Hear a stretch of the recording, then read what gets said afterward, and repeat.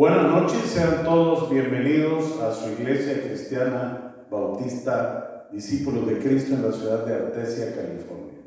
Vamos a iniciar nuestro servicio y quiero que busquen en la escritura Proverbios capítulo 3. Vamos a leer ahí una porción bíblica del capítulo 3 de Proverbios.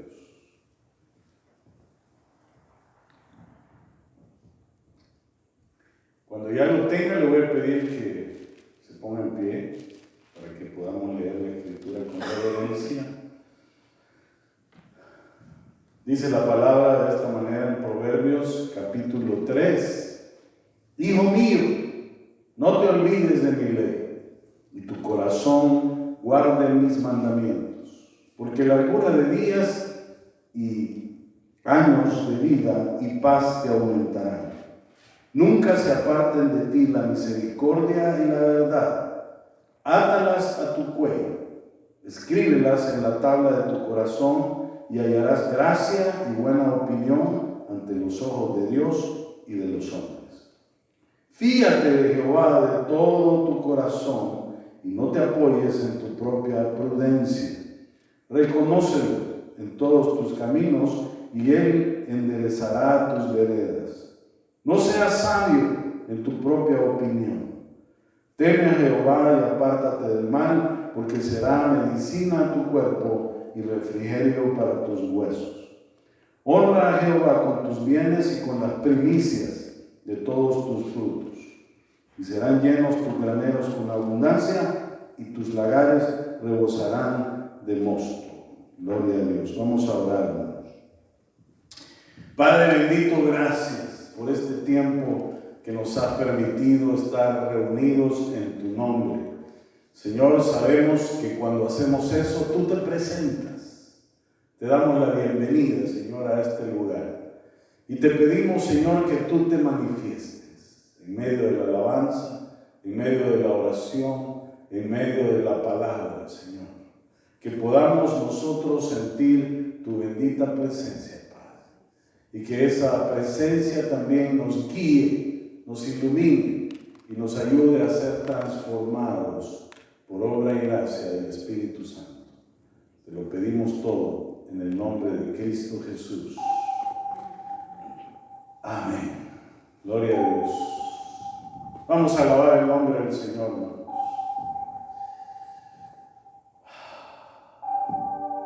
Es por Jesucristo, aquel que entregó su vida en la cruz para darnos vida y vida abundante. Su sangre nos redimió, nos sentó en su mesa. Su nombre, Jesús, rompe cadenas. Jesús, un nombre sobre todo nombre. Su amor es infinito. Es el Rey de Reyes. Por Él tenemos la victoria. Al Príncipe de Gloria. Su nombre sea exaltado. Todo lo creado en el cielo, la tierra y en el mar.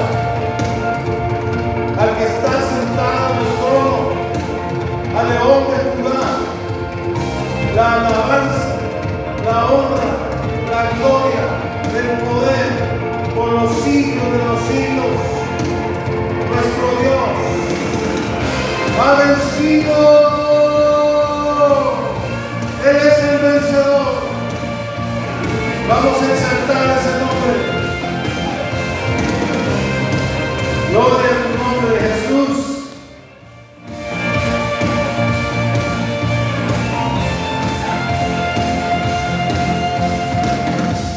Se oye un sonido de multitudes que se han reunido a exaltar al que ha vencido. Somos tus hijos, los redimidos que adoran, con cielos y la tierra, venimos a postrarnos al Cordero, sea la gloria,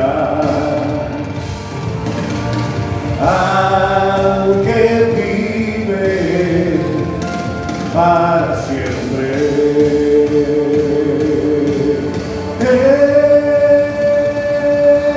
Ha vencido el león de Judá, quebrantando la muerte. Cristo Jesús, tú eres Señor, Rey vencedor. De alabanzas y gloria al Rey, a naciones exaltan tu nombre. ¿Quién como tú, Hijo de Dios, Rey vencedor? Se oye un sonido de multitudes que se han reunido en cantar al que ha vencido. Somos tus hijos, los redimidos que adoran, con cielos y la tierra, venimos a postrarnos al Cordero, sea la gloria, al que vive para siempre.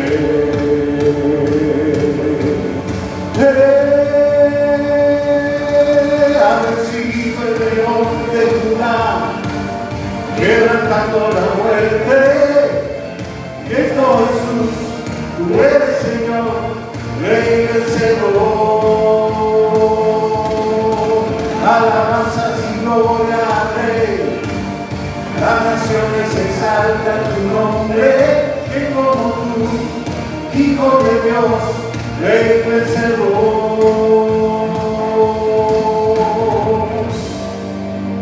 Vamos a darle gloria al Señor. Eres Dios poderoso. Yo lo voy a decir una vez y usted lo repite. Dios poderoso. Vamos. Dios poderoso. León invencible. León invencible.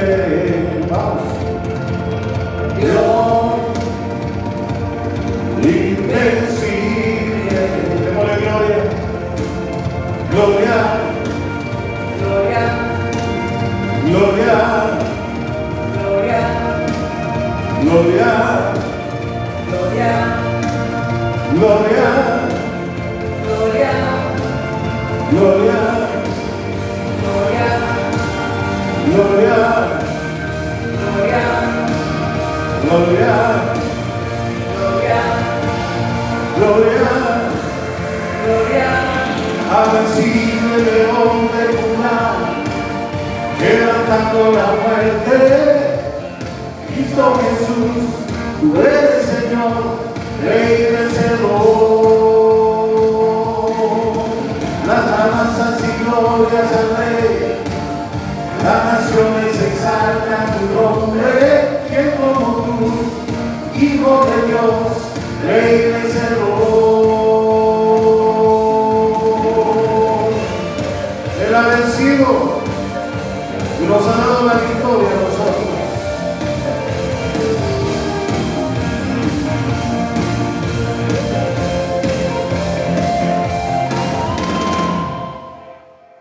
Gloria a Dios. ¿Cómo están, hermanos?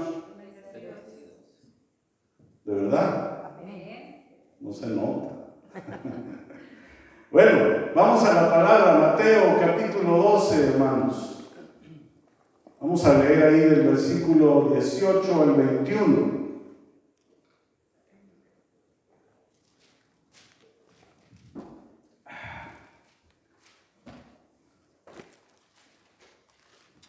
Mateo 12.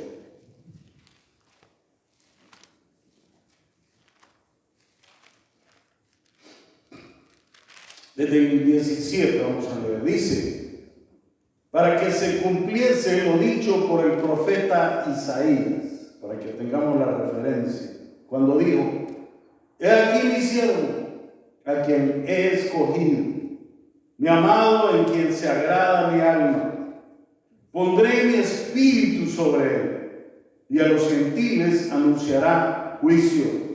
No contenderá, ni voceará, ni nadie oirá en las calles su voz. La caña cascada no quebrará, y el pábilo que humea no apagará, hasta que saque a victoria el juicio. Y en su nombre esperarán los gentiles. Vamos a orar. Padre, ponemos en tus manos esta palabra y yo te pido que tú hables a través de mis labios. En el nombre de Cristo Jesús. Amén. Pueden tomar asiento, hermanos. Yo recuerdo, hermanos, cuando yo me convertí al Señor y comencé a visitar la primera iglesia, que es la única que prácticamente fui miembro en mi país. Había un pastor ahí que siempre que me lo encontraba me decía: hola, siervo. Y yo, honestamente, en esa época que estaba tan neófito en las cosas del Señor, no entendía por qué me decía así, ¿verdad? Quiero que meditemos hoy bajo el tema el siervo de Dios.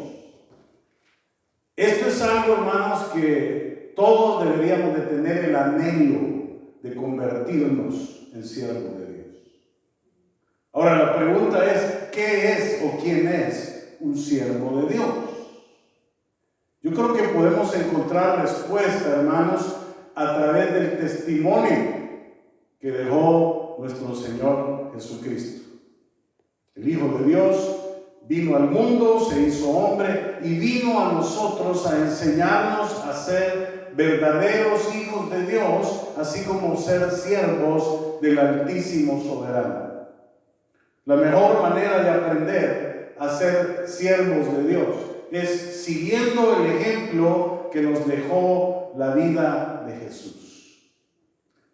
Mi recomendación, hermanos, para podernos convertir en siervos de Dios es leer los evangelios, para que podamos llegar a la estatura del varón perfecto que es nuestro Señor Jesucristo. Ahora, quiero que vayamos a la porción original, Isaías capítulo 42. ¿Por qué estoy diciendo la versión original? Porque de ahí es que se sacó prácticamente lo que acabamos de leer. Isaías 42.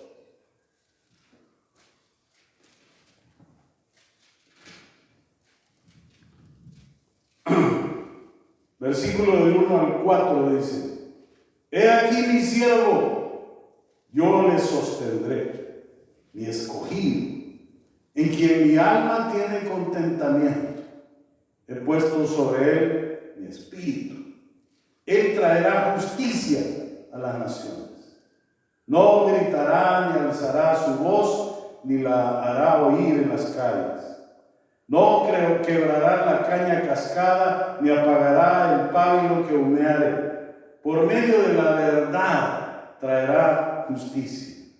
No se cansará ni desmayará hasta que establezca en la tierra justicia, y las costas esperarán su ley. El profeta Isaías escribió esto 700 años aproximadamente antes que naciera el Señor Jesús. Y lo escribió de una manera en la cual nosotros no tenemos engaño de quién está hablando. En el libro de Isaías nosotros podemos encontrar mucho de la descripción del Mesías, de Jesús, que el pueblo judío esperaba, entre comillas. Y lo digo así, porque si ellos hubieran sido grandes estudiosos de la Biblia, podrían haber sabido ellos cuál iba a ser el ministerio y el carácter del Señor Jesús. Sin embargo, el mundo los cegó.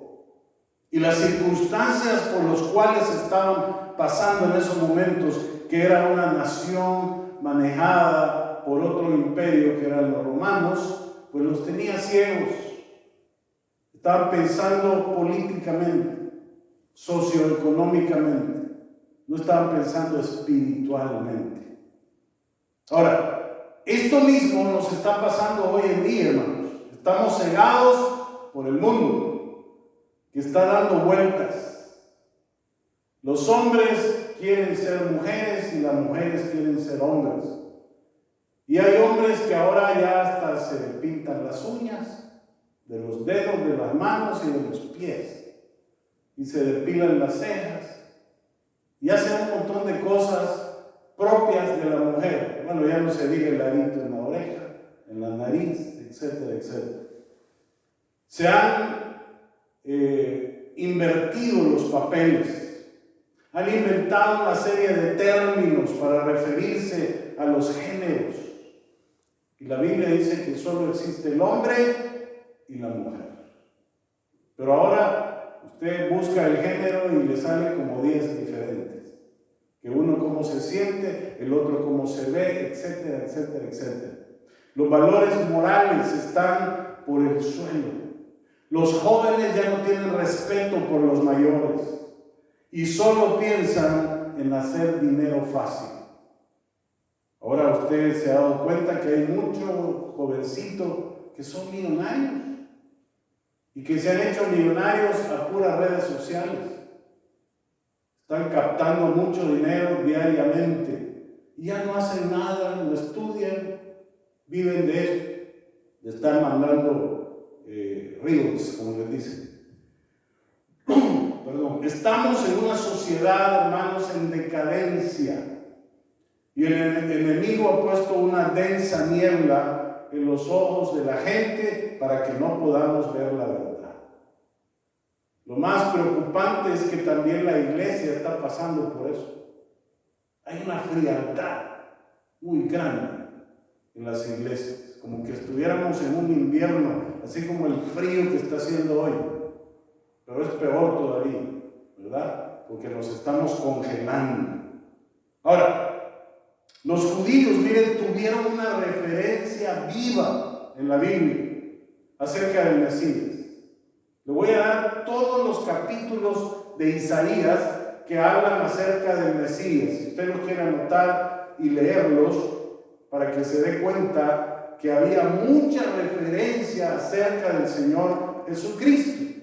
Dice, capítulo 2 de Isaías, capítulo 9, 11, 32, 42, 43, 44, 49, 53, 61. Todos estos capítulos, hermanos, hablan claramente sobre Jesús. ¿Quiere que se lo repita? ¿Sí? Ok. Capítulo 2, 9, 11, 32, 42, 43, 44, 49, 53 y 61. Ahora, había una referencia rica en la palabra, ya no decir de los demás libros que tenían acceso los judíos, como Ezequiel, Jeremías, Daniel, etcétera, etcétera. Ahora, ¿cuáles son las características que tiene que tener el siervo de Dios? El siervo de Dios debe tener ciertas características de las cuales nos habla esta porción del texto base. Número 1, debe ser escogido por Dios. Siempre el Señor tiene la delicadeza de escoger a sus siervos. Si no, escudriña la Escritura. Se va a dar cuenta que Él llamó a Abraham.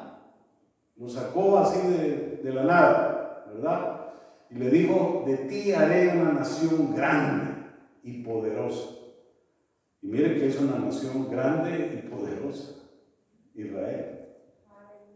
Lo mismo hizo con Moisés, alguien que en realidad no tenía necesidad tal vez de meterse en esa situación, porque a pesar de que era judío, pues había sido criado como un egipcio y nada más y nada menos que en un palacio.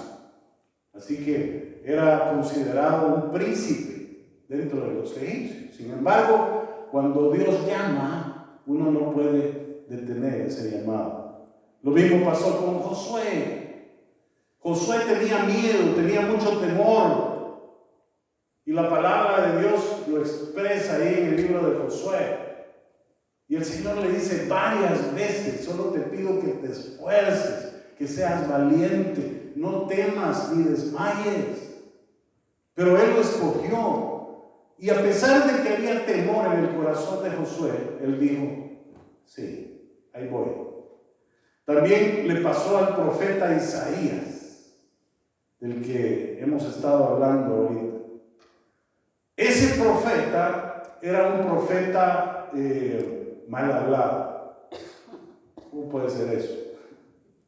Un siervo de Dios que era malcriado, ¿ya? Y el Señor pues compuso esa malcriadez. Algunos de nosotros quizás necesitaríamos algo así. Dice que le puso un carbón encendido en la boca para quemarle todas esas palabras que salían. Algunos a lo mejor un tizón ya necesitamos en la boca. Están los apóstoles también, hombres, muchos de ellos sin letra, fueron llamados también por Dios. Muchos de ellos eran pescadores, cobradores de impuestos, y en medio de ellos había un doctor, un médico, Lucas. Pero también fueron llamados. Y al final, mire, aceptaron ese llamado. Y el último que nosotros encontramos en la Escritura es Pablo, que dice que fue injertado, ¿verdad? El último apóstol prácticamente. Él no conoció probablemente al Señor Jesús, pero posteriormente le vio, estuvo con Él. O sea, el Señor mismo lo entrenó, dice la palabra. Entonces, aún de nuestro Señor Jesucristo se dice mi escogido. O sea que Dios se expresa así del Señor Jesús. Entonces, Dios nos llama, hermanos, al ministerio de diferentes formas. Y no se crea usted que solo los personajes que aparecen en la Biblia son siervos de Dios. No. Hoy en día, los que estamos aquí sentados, podemos ser siervos de Dios. Amén. Amén. Usted, yo, no se agache ahí, ¿verdad? Hágale así, no. Usted puede ser siervo de Dios también. Amén. Lo puede hacer así como hizo Abraham o Moisés. El Señor lo puede llamar directamente. Lo puede señalar a través de alguien más. Lo puede hacer a través del Espíritu Santo. Puede usar a su pastor para poder seleccionarlo.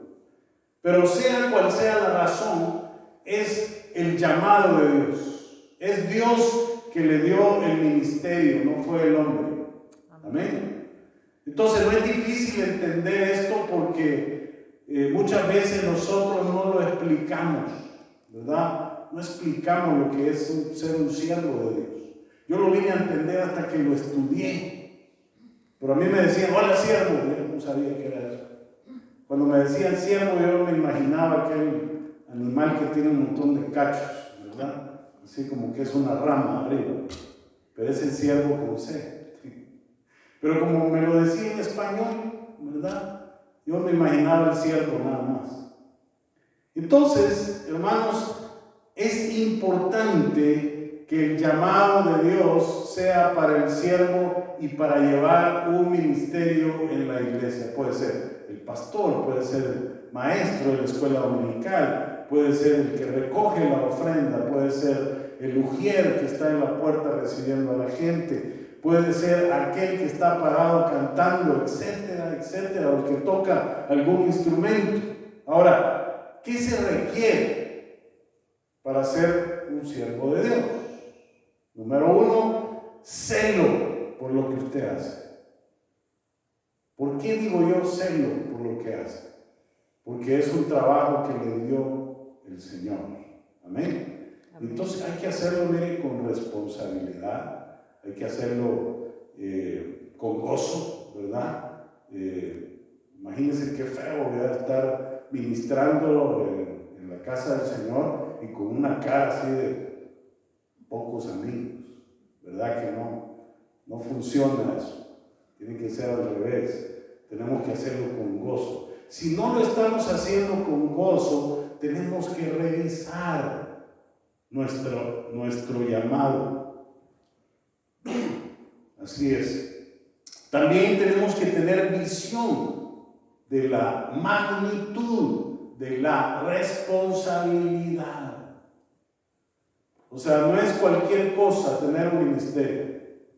¿Por qué? Porque no le tienen que rendir cuentas al pastor. No, a mí no, ¿verdad? Hay gente que me habla y me dice, mire, no voy a poder llegar el domingo. Está bien, ¿verdad? Estoy enfermo, ¿va? Vamos a orar por usted. Mire, no voy a poder llegar porque voy para tal lugar. ¿Ah? Está bien. ¿Qué hago? O sea, la responsabilidad nuestra es con Dios, hermanos. Así de fácil, ¿verdad? Entonces a Él es al que le tenemos que dar cuentas. Yo nunca les he dado un mal testimonio de decir, el domingo no vengo porque amanecí cansado. Ya que esa hermana la que tuve. Velorios todos los días. Llegaba a acostarme a las 12. Me tenía que levantar a las 5 de la mañana. Una semana dura. Por eso el domingo voy a dormir. Nunca he hecho eso. ¿Por qué? Porque yo sé la responsabilidad que yo tengo delante de mi Dios. Amén. Entonces, si Él lo llamó, también Él lo va a remover. Amén. Es Él el que remueve, no son los hombres. Y hay que hacerle saber a la gente que el siervo fue escogido por Dios y no por los hombres. ¿Qué otra cosa tiene que hacer el siervo? Mostrar responsabilidad. Vámonos a Mateo 12, que estábamos leyendo al principio. Dice, he aquí mi siervo, a quien he escogido, mi amado, en quien se agrada mi alma. ¿Cómo cree usted que el siervo de Dios puede agradar a Dios? Es una pregunta. ¿Cómo se agrada a Dios?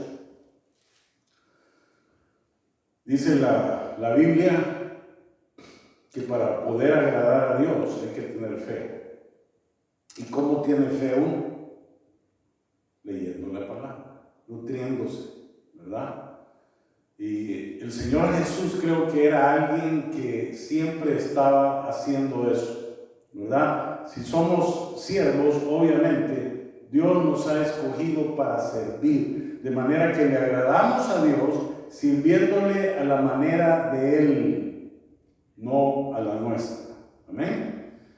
Y hay varios puntos que quiero dejar claros con esto.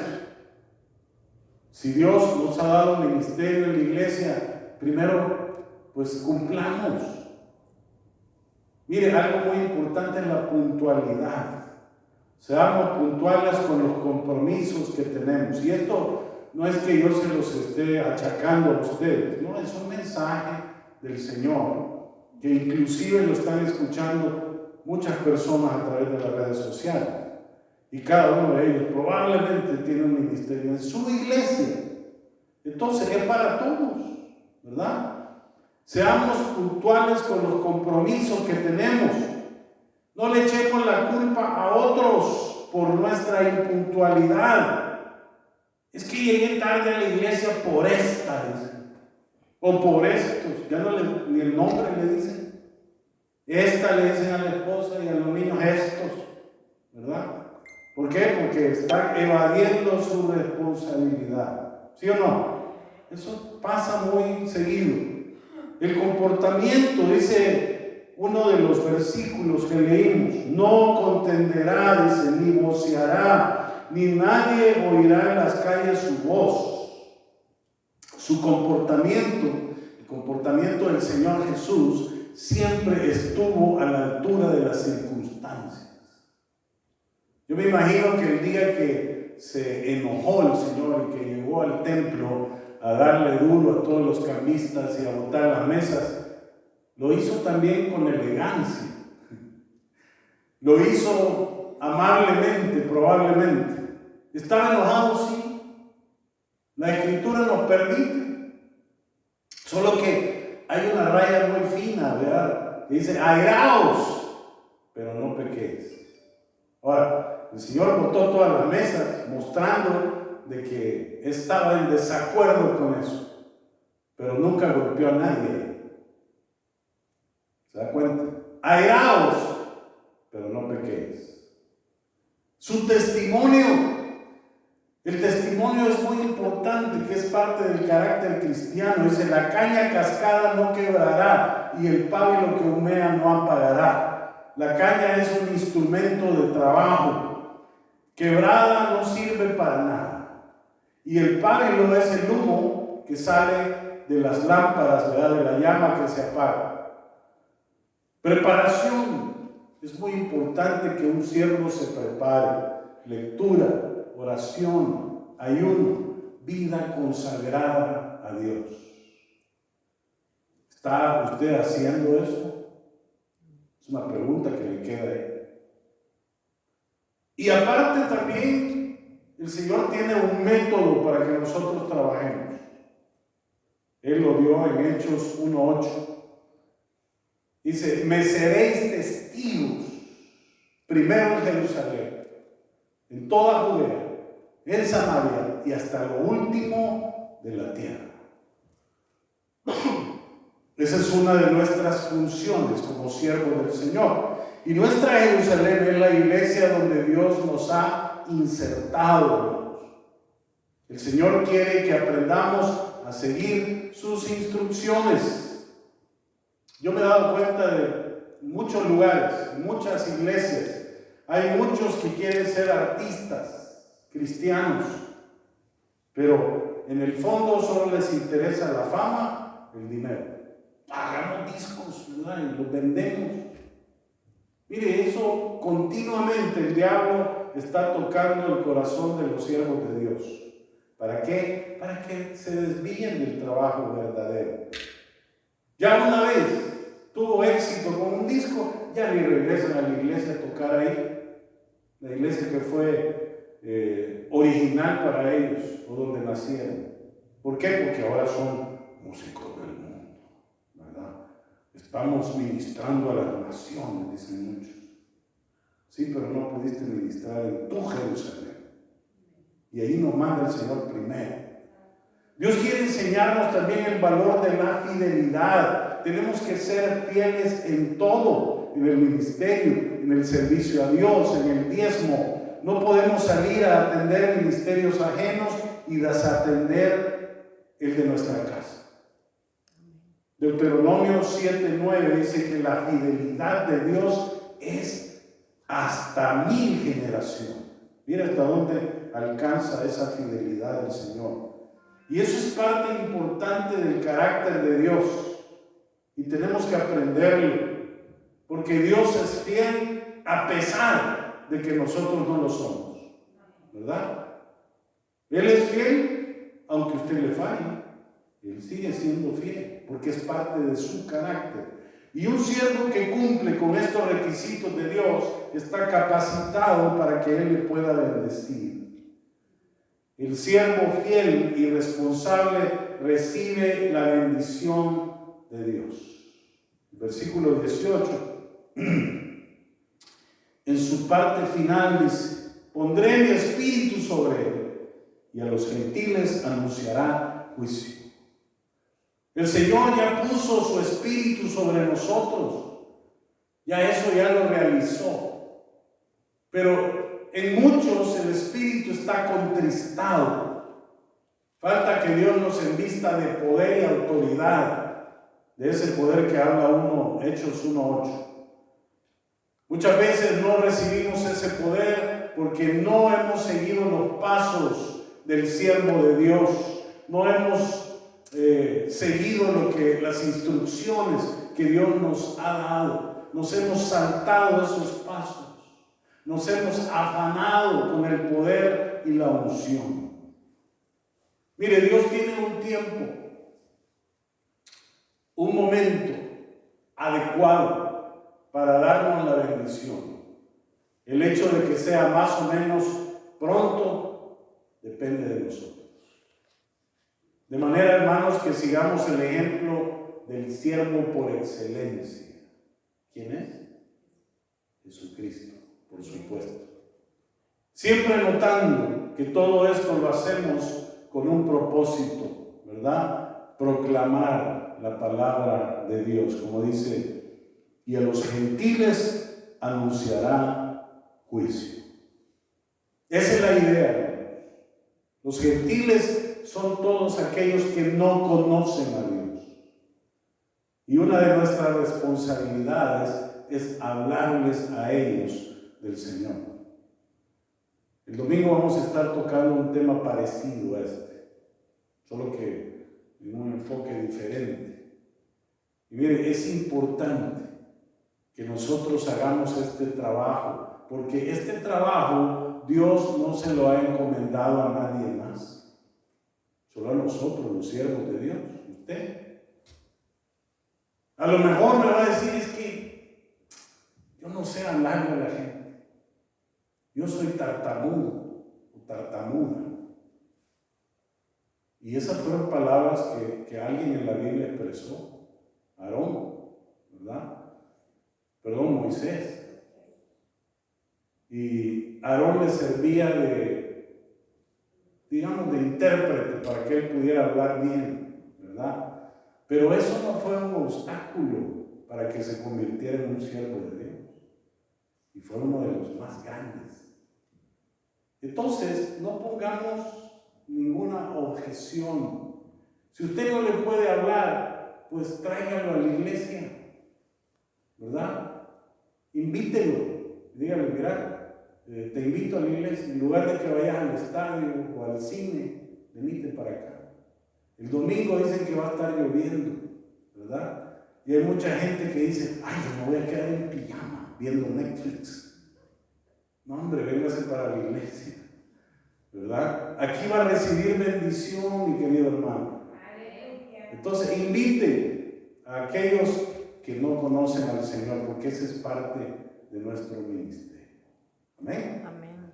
Vamos a orar. Padre bendito, te damos las gracias. Te damos a ti la gloria y la honra. Gracias, Señor, por advertirnos. Yo sé que lo estás haciendo a tiempo, Señor, de que tenemos que tomar en consideración de hacer las cosas como tú mandas, de ponernos a trabajar a tiempo y fuera de tiempo. Te pido, bendito Dios, que tú toques el corazón de cada uno de mis hermanos para que, Señor, pues podamos hacer nuestra parte que nos corresponde en el ministerio de la iglesia. Yo sé que tú eres el que nos impulsa, el que nos da el querer y el hacer. Que haya en nosotros ese querer y hacer, para que vayamos y hagamos tu voluntad, Señor. Padre, te lo pedimos todo en el nombre de Cristo Jesús.